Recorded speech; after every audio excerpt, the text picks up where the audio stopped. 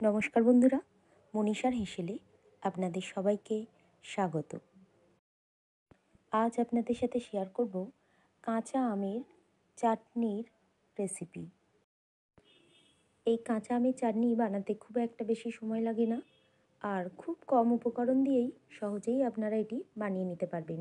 এখানে বাজার থেকে একটি কাঁচা আম কিনে আনা হয়েছে। তারপর আমটিকে কেটে খোসা ছাড়িয়ে নেব।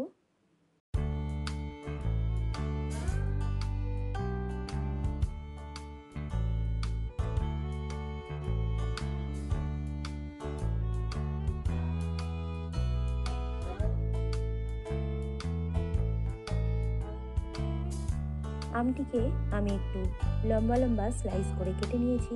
আপনারা ইচ্ছে করলে আমটিকে ছোট ছোট টুকরো করেও কেটে নিতে পারেন।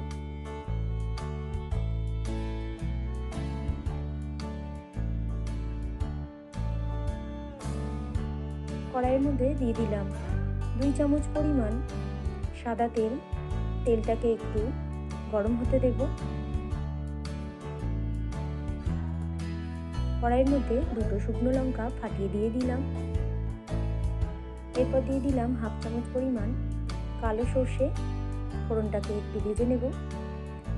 এরপর কেটে স্লাইস করে রাখা আমের টুকরোগুলো প্যানের মধ্যে দিয়ে দিলাম। স্বাদ অনুযায়ী লবণ যুক্ত করলাম।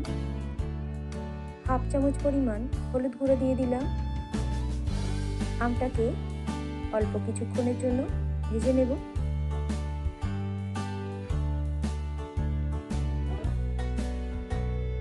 আমটা ভেজে নেওয়া হয়ে গেলে 2 বড় কাপ পরিমাণ জল দিয়ে দিলাম।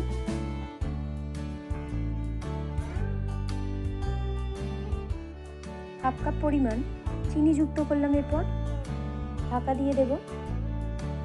10 থেকে 15 মিনিটের জন্য ফুটতে দেব। এরপর ঢাকাটা খুলে 1 চামচ পরিমাণ লেবুর রস দিয়ে দিলাম।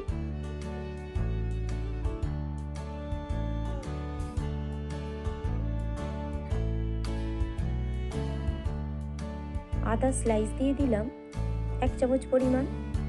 কিছুটা পরিমাণ জায়ফল গুঁড়ো দিয়ে দিলাম। 1 মিনিটের জন্য আবার একটু ফুটিয়ে নেব।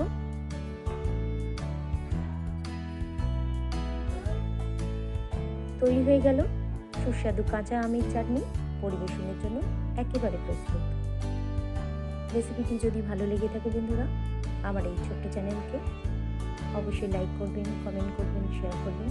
আর চ্যানেলে নতুন কোনো বন্ধু থাকলে চ্যানেলটিকে সাবস্ক্রাইব করে পাশে থাকবেন।